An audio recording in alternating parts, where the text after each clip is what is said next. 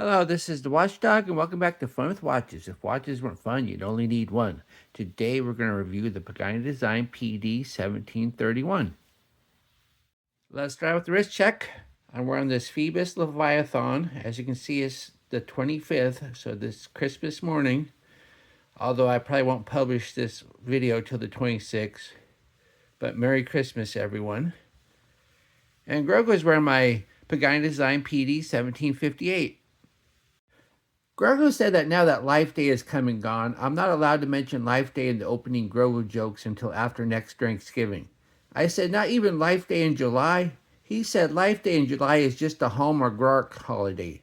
I said that I disagree with his reference as it is rather obscure since Hallmark only appeared in the Dark Horse Star Wars comic series and most of my viewers won't even know who he is. He said, you have a good point. An ounce of dissension is worth a pound of obscure. All right, let's take a look at the watch. You've already seen my unboxing video. I know you have.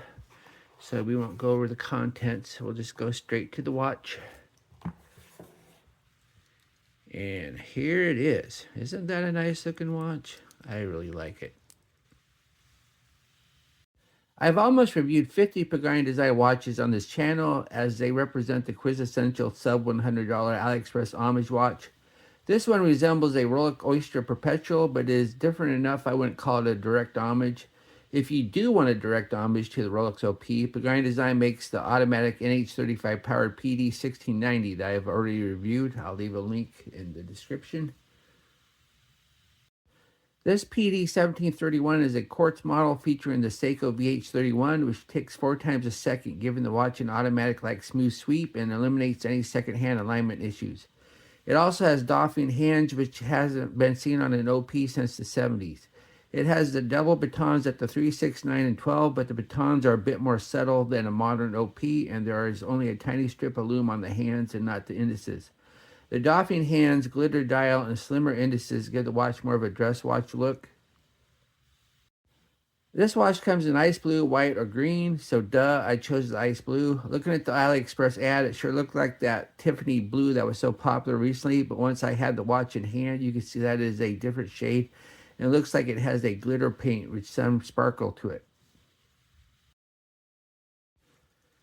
The watch is 38 millimeters wide, 45 millimeters lug to lug with inverted end links. It's 11.7 millimeters thick, including this dome box crystal. Has a 20 millimeter lug width and weighs 111 grams on the supply bracelet with 2 links removed. So it's fairly light. The bezel is brushed on top, but we have polished sides and it looks nice.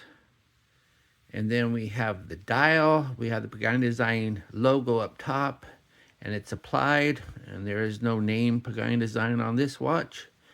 And then on the bottom, it says 100 meters, 330 feet.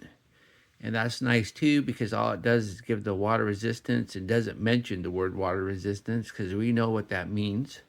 So they didn't clutter it up, which is good. 100 meters of water resistance is plenty for a watch like this. And then we have the dial itself. As you can see, the dial has kind of like a glitter effect to it. I don't know if that's the proper term for a dial like this on a watch, but I'm going to call it a glitter dial. And if I'm wrong, please correct me in the comments. I tried to look up what you call a dial like this online, and I couldn't find anything. So I'm just going to go with glitter dial. Then we have minute markers, and then we have the indices. We have the double batons at the 3, 6, 9, and 12, and single batons everywhere else, and the indices are not loomed. And then we have the hands. We have doffing hands, and the major hands do have a little thin strip of lume. There's not much to it, though. And then we have an unloomed second hand. As you can see, it ticks 4 times a second, so you don't have to worry about alignment at all. And there is no date, and there is no date on the movement. The VH31 movement does not have a date. Seiko does make another movement that ticks 4 times a second that does have a date, but instead of the traditional date wheel, it has a date dial, and I just don't like it. So I'm glad they went with this one. Then we have a side screw down crown. The crown is kind of small, but then again, this watch is kind of small, and it is kind of a dress watch, so I'm okay with the small crown, even though it's kind of difficult to use. But it unscrews nicely, and the crown action's fine. You don't have no annoying minute hand jump or anything. And when you go to screw it back down, it goes in right away. No difficulty with the threads. It's just small, but once again, it fits the design of the watch, so I'm not going to make that a gripe and groan. And then we have the crystal. It's a dome box crystal, and it's sapphire. And I don't know if it has AR coating or not, but I don't see a lot of reflection, so I think it does. And so I like the crystal. It's nice, does a good job. Then we have the case. The case is nice. It's solid steel. It's brushed up top, polished on the sides. And the lugs slope down pretty good too. So it contours to the wrist really nice. Of course, this is not a big watch, so unless you have a really tiny wrist, that shouldn't be an issue. And the case is nice and thin. Most of the thickness comes from this case back and the dome crystal.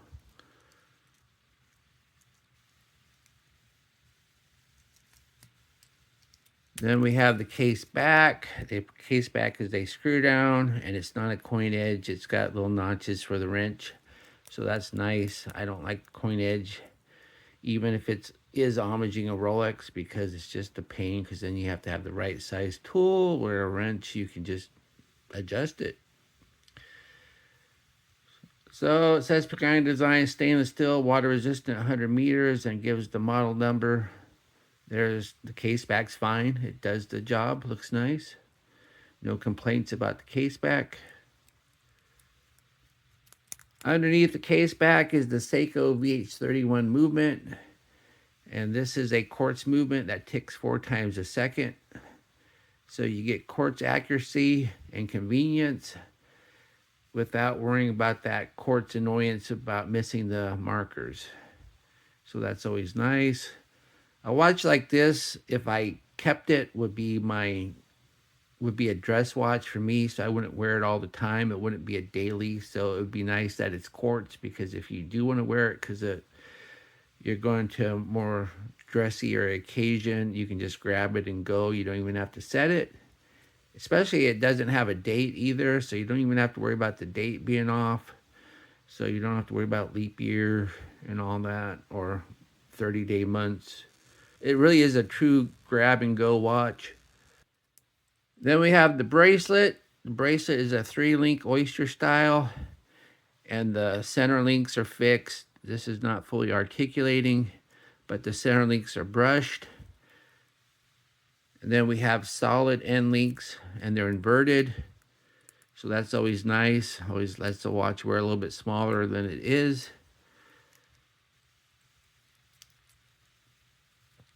And I like the fact that the center links are brushed, because even though this is a dress watch, it helps the dial stand out. You're not drawn to the polish of the center links. So I think that works.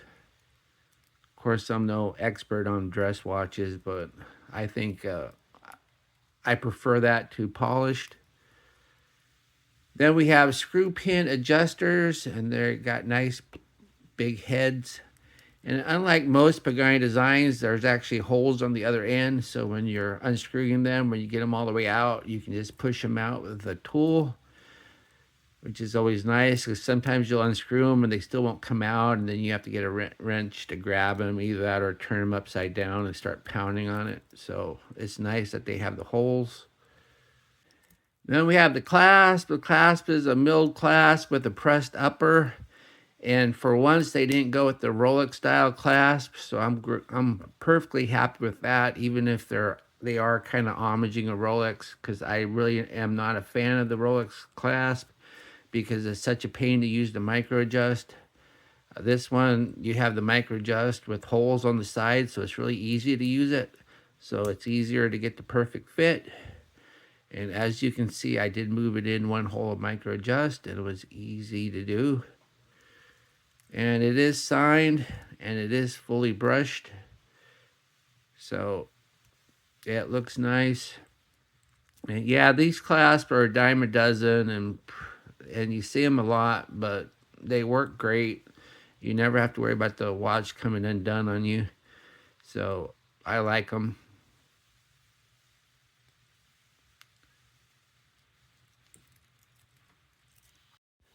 Here is the watch on my 7.5-inch wrist. As you can see, it looks nice, wears nice, sits nice and flat. I only removed 2 links though, and then moved it in one micro adjust. So if your wrist is really big, you might not be able to wear this without some extra links. Of course, if your wrist was too big for this watch with 2 links added, maybe this watch is too small for you anyway. So I don't know. It is a 38 millimeter. So I'm glad it's not a 36, because that would be just way too small for me. 38's kind of pushing it though. But it really looks nice. It's a good looking watch. Here we are in the Lume room. This watch really doesn't need Lume, but since they put some on it, we might as well test it. As we speed up the time, we see the tiny little strips on the major hands only. Pagani Design usually has throwaway Lume, and this is no exception. Not that anyone really cares on a watch like this. I won't even make it a gripe and groan, but this Lume is not good. What do I like about this watch? Well, I like this ice blue glitter dial. I think it looks really nice. I like the fact that it has a VH31 quartz movement, so you get the convenience of quartz without alignment issues. And it really looks and wears great. What are my gripes and groans? It's a little short. I only removed 2 links, so if you have a big wrist, you won't be able to wear it without asking for some extra links. And that's really about it. I kind of wish it had a date, but then again, if it had a date, they couldn't use this movement. So I can't really blame Pagani Design for that. Plus, it is more of a dress watch anyway, so I'm not going to complain about no date. But there's really not much to complain about. This is a good watch. Do I recommend this watch? Sure. This watch looks and wears great. It makes a great dress watch and is still suited for everyday use. I just wish Seiko would come out with one of these 4-tick-a-second quartz movements with a proper date wheel. Well, thank you for watching my review of the Pagani Design PD1731, and I will be back with another review. Be sure and like and subscribe to my channel. Bye.